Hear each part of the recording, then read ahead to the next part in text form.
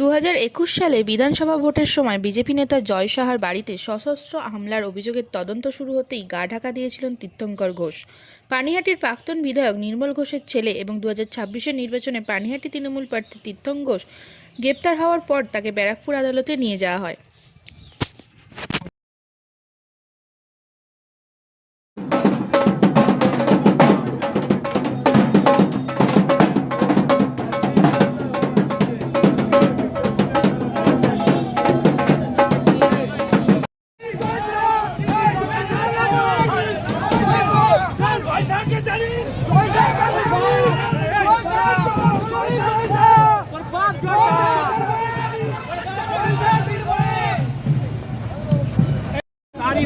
তারই প্রতিফলন আজকে পেতে হলো।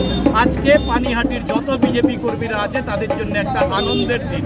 আমরা প্রশাসনের ওপরে পূর্ণ আস্থা রেখে, আমাদের মাননীয় মুখ্যমন্ত্রী শুভেন্দু অধিকারীর ওপরে পূর্ণ আস্থা রেখে 2026 সালে পালাবদল হওয়ার পরে এই পোস্ট পোল ভায়োলেন্সের কেস দায়ের করি। তাতে আজকে অ্যারেস্ট হলো। আজকে ছেলে গেছে, শুধু সময়ের অপেক্ষা। ওর বাবা নির্মল ঘোষও যাবে।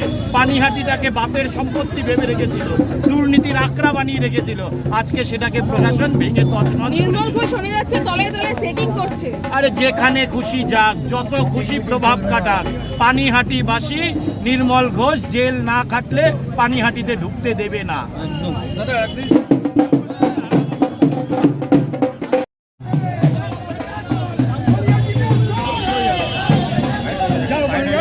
সাইড হয়ে